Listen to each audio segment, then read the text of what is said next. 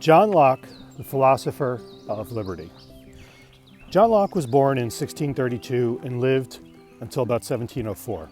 He was not technically an American, but he is undeniably influential in American politics and the foundation of American democracy. He was a British philosopher and a medical researcher whose theories on government and human nature became the foundation for modern democratic thought. He was born in England to a father who served as a country lawyer and a cavalry captain during the English Civil War. After receiving an education at the Westminster School in London, Locke moved to Christ Church, Oxford in 1654. While at Oxford, he was required to study a medieval curriculum that focused primarily on logic, like Aristotle and other philosophers, Greek philosophers. Locke found that restrictive, and instead he began reading modern natural philosophers like Descartes and Francis Bacon, among others, and he became involved with a circle of scientists that included Robert Hooke and Robert Boyle, with whom he collaborated on medical research regarding human blood and other kind of gross things.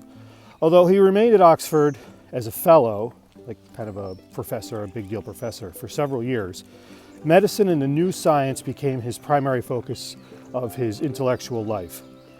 Locke's life entered the sphere of high politics in 1666 when he met Lord Ashley, who was the future Earl of Shaftesbury.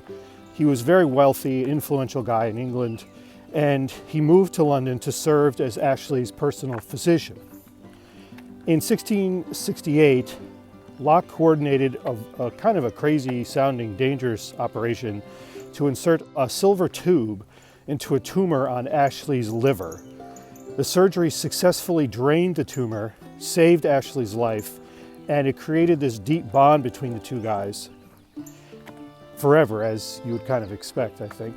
Although it was connected to Ashley, Locke was appointed Secretary of the Lords Proprieties of Carolina and helped draft the fundamental constitutions of Carolina in 1669. However, Ashley's leadership in the Whig political party, which was opposed to the absolute power of the monarchy, eventually placed Locke in danger. Following the discovery of a revolutionary plot against King James II, Locke was forced to flee. He ended up going to Holland in 1683, and he lived there as a fugitive for 6 years.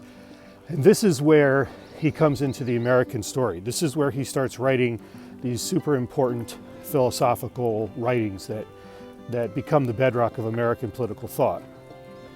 Locke returned to England in 1689 following the Glorious Revolution, which significantly limited the power of the king, which is why Locke could come back. And he published his most influential works, the two treatises on government, which provided the intellectual foundation of modern democracy. The first treatise was a direct attack on the theory of the divine right of kings, arguing that scripture and reason prove all men to be naturally free and equal. The second treatise outlined his positive theory of government, stating that the idea of nature, the state of nature, where everyone is governed by nature's laws, and in that dictates that no one should harm another's life, health, liberty, possession.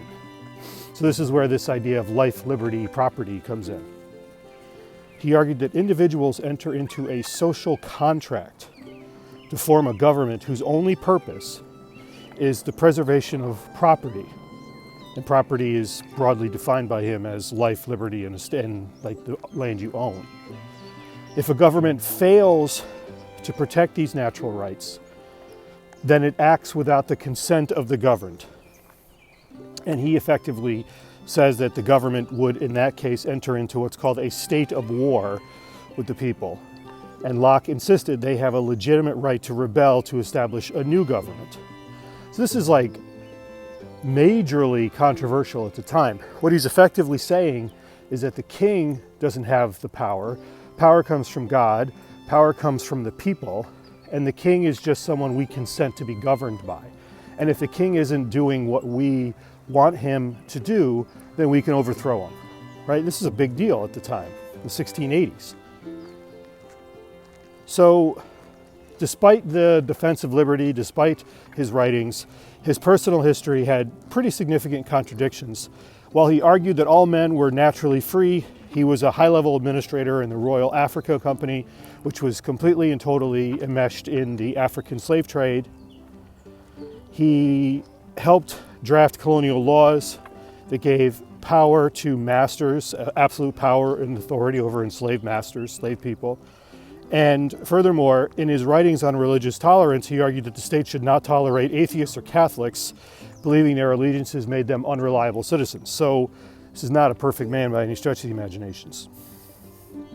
He spent his final years living in the Essex countryside. He suffered from chronic asthma, which made London, which was of course in the midst of an industrial revolution, completely unlivable for him. The air quality was horrendous.